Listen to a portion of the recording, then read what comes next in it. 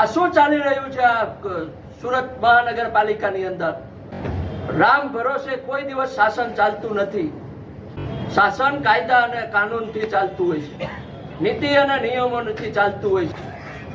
ગુજરાત સરકાર બી આ અમારી ચીમકીને અનુસરે. નીતિ અને નિયમો હોય છે. રામ ભરોસે કોઈ દિવસ શાસન ચાલતું નથી. શાસન કાયદા અને કાનૂનથી ચાલતું હોય છે, નીતિ અને નિયમોથી ચાલતું હોય છે. આ શું ચાલી રહ્યું છે આ સુરત મહાનગરપાલિકાની અંદર? વારંવાર રજૂઆત કરો, વારંવાર ફરિયાદ કરો, વારંવાર ધ્યાન દોરો. કોઈ અધિકારીના પેટનું પાણી નથી હલતું. શાસક પક્ષ મુખ પ્રેક્ષક છે.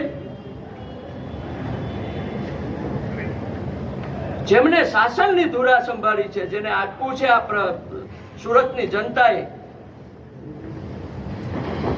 કે શાસન સંભાળો અને અમને સુખી કરો, અને એ શાસક પક્ષ ની આજે કોઈ પણ પ્રકારની પકડ નહીં. લોકશાહી દેશ છે આ. લોકશાહીમાં જનતા, નાગરિકો રાજા હોય છે, રાજા. અને તમે તો નોકર છો, નોકર. આજે રાજા જાયગા છે.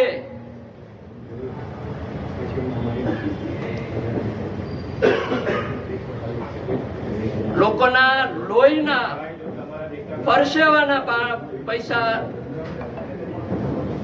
ખર્ચીને જયારે ટેક્સ ભરતા હોય ત્યારે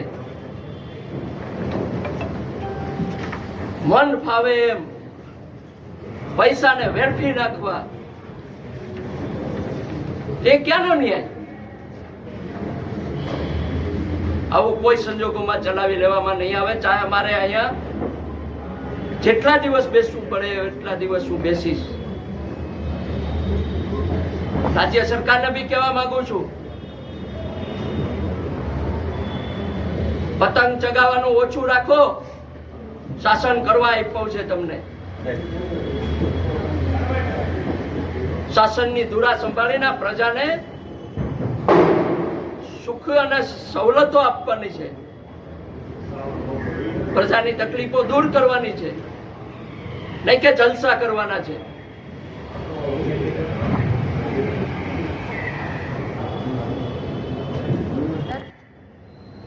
સૌને જય શ્રી કૃષ્ણ.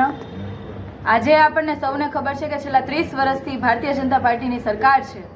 તમામ આજે ગુજરાતની અંદર તમામ મહાનગરપાલિકામાં ભાજપની સત્તા છે, ભાજપના મેયર છે. પણ સુરતની અંદર અમે છેલ્લા 4-4.5 વર્ષથી સતત લડતા આવ્યા કે સુરતની અંદર તમામ વોર્ડ વિસ્તારમાં શાળાઓ બનવી જોઈએ. અને આખરે એ સ્વપ્ન સાકાર થયું. બધા કોર્પોરેટરોની જે સહિયારી મહેનત હતી એ સાકાર થઈ અને વિસ્તારની અંદર સ્કૂલો પાસ થવા માંડી. એવી જ રીતે કતારગામ વિસ્તાર વોર્ડ નંબર 7 એટલે કે અમારા આમ આદમી પાર્ટીના મેન્ડેટ ઉપરથી ચૂંટાયેલા કોર્પોરેટર શ્રી એવા ડોક્ટર કિશોરભાઈ રૂપારેલિયા તેમજ સાથી કોર્પોરેટર શ્રી એવા દીપ્તિબેન સાકરિયા કે જેમની અથાગ પ્રયાસ બાદ વોર્ડ નંબર 7 ની અંદર ટીપી 50માં 94 નંબરના પ્લોટમાં સુમન શાળા મંજૂર થઈ. આ શાળાનું લોકેશન એવું હતું કે આસપાસ ખૂબ મોટા રોડ હતા, ખૂબ સારી જગ્યા હતી અને આ જગ્યા ઉપર અતિ આધુનિક સ્કૂલ બને એમ હતી. પરંતુ આ જગ્યા ઉપર બિલ્ડરોની નજર હોવાથી, મોટા મોટા કહેવાય ને કે ભાજપના મળતિયાઓની નજર હોવાથી આ કામ પાસ થઈ ગયું, વર્ક ઓર્ડર અપાઈ ગયો ને આ મળતિયાઓને આપી શકાય એના માટે આ જે શાળા છે એ શાળાને ફેરબદલ કરીને અન્ય ટીપીની અંદર લઈ ગયા. અમે નથી કહેતા કે બીજી ટીપીમાં શાળા ના બનવી જોઈએ. અમે તો કહીએ છીએ કે દરેક ટીપી, દરેક વોર્ડ વિસ્તારની અંદર શાળાઓ બનવી જોઈએ. પરંતુ વોર્ડ નંબર 7માં જે મંજૂર થયેલી શાળા હતી એ વગર નીતિ નિયમોના છેદ ઉડાવીને, નીતિ નિયમોને નેવે મૂકીને આ જે શાળા બીજી જગ્યા પર ખસેડવામાં આવી છે. અમારી સૌની માંગણી છે કે જે જગ્યા પર શાળા મંજૂર થઈ હતી એ જ જગ્યા પર શાળા બનવી જોઈએ. નવી જગ્યાએ જે શાળા બનાવવાની કામગીરીની માંગ છે ત્યાં પણ શાળા બનવી જોઈએ. આજે કિશોરભાઈ રૂપારેલિયા અને વોર્ડ નંબર 7ના કોર્પોરેટર એવા દીપ્તિબેન સાકરિયા સ્ટેન્ડિંગ કમિટી ચેરમેનની ઓફિસની બહાર ધરણા પર બેઠા છે અને આજે અમે સૌ નગરસેવકો એમના સમર્થનમાં બેઠા છીએ. આજે સ્ટેન્ડિંગ કમિટી ચેરમેનને પણ રૂબરૂ મળીને રજૂઆત કરી, અગાઉ પણ રજૂઆત કરી હતી અને એટલું કહ્યું છે કે આવતીકાલના એજન્ડાની અંદર આ જે કામ છે એને દફતરે કરવામાં આવે. જો દફતરે કરવામાં નહીં આવે તો ગાંધી ચિંધ્યા માર્ગે આંદોલનનો રસ્તો અપનાવીશું ને લોકોને જે શાળાની જરૂરિયાત છે, શિક્ષણ માટે જે જરૂરિયાત છે એ માટે હર હંમેશ અમે સૌ લડતા રહીશું. અને આજના આ જે ધરણા પ્રતિક ધરણા અમારા જે ધરણા પર બેઠા છે એવા નગરસેવકોના સમર્થનમાં આમ આદમી પાર્ટીના કાર્યકર્તા શ્રીઓ પણ ઘણા બધા હાજર છે, જે લોકો નીચે દરવાજા પાસે ઊભા છે. અને ખૂબ દુઃખની વાત એ છે કે જે મહાનગરપાલિકાની કચેરીમાં જે ચૂંટાયેલા પ્રતિનિધિઓ અહીંયા કામગીરી કરતા હોય છે અને જે કંઈ નીતિ નિયમો છે એમાં કંઈ ચૂક આવે તો એના માટેના પ્રદર્શનો કરતા હોય છે, ત્યારે સત્તા પક્ષથી જોવાતું નથી. પોતે તો નિયમો બદલી નથી શકતા, એમના આકાઓ છે કે એટલું જ કરવું પડે છે. પરંતુ જ્યારે અહીંયા ધરણા કરવા માટે બેઠા છીએ ત્યારે અહીંયા સ્ટાફને પણ ઘસકાવવામાં એટલે કે કહેવામાં આવે છે કે આમના ઉપર ખોટી ફરિયાદો દાખલ કરો અને એમને જેલ ભેગા કરો. પણ અમે ના તો જેલથી ડરીએ છીએ, ના તો તમારી ખોટી ફરિયાદોથી ડરીએ છીએ. લોકો માટે, સુરત શહેરના શિક્ષણ માટે, બાળકો માટે જ્યારે જ્યારે અમારે આંદોલનો કરવા પડશે ત્યારે ત્યારે અમે કરીશું. અને આજે પણ જ્યાં સુધી આ ઠરાવ, આ જે કામ જે આવ્યું છે દફતરે નહીં જાય ત્યાં સુધી અમે આ બાબતે લડતા રહીશું. જી, આપને માંગ શું છે? જી નમસ્કાર. સુરતના દરેક નાગરિકોને મારા નમસ્કાર. સુરત મહાનગરપાલિકામાં આમ આદમી પાર્ટીના પ્રતિનિધિઓ આજે અહીંયા ધરણા પર બેસેલા છે.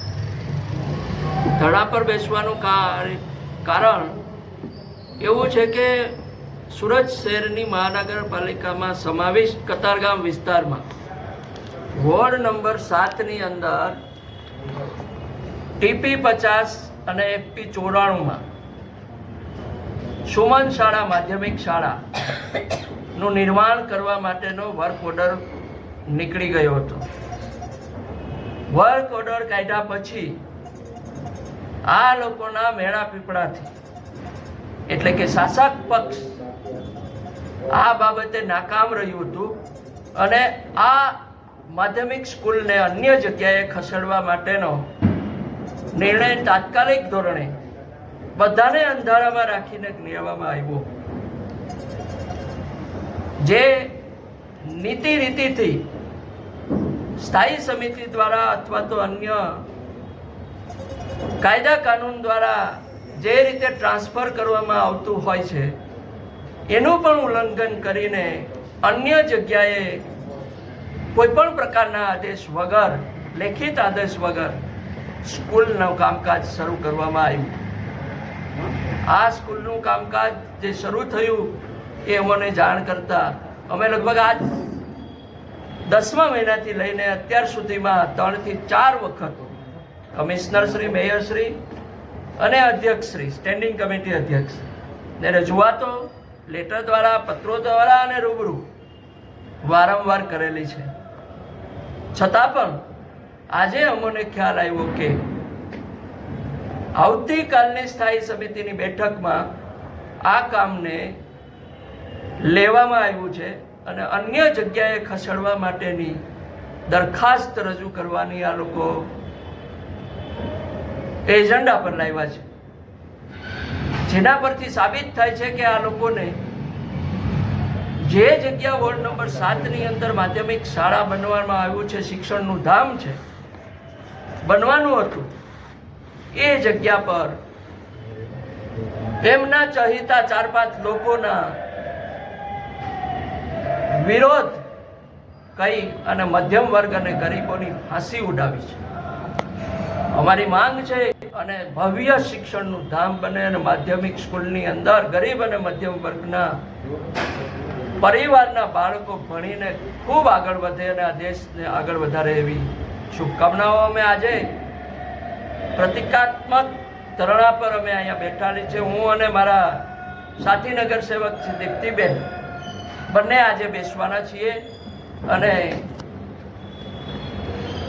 સ્થાયી સમિતિના અધ્યક્ષને અમે માંગ કરી છે કે આ કામને જે તે જગ્યાએ ફરીથી લાવવામાં આવે. જય હિન્દ, જય ભારત.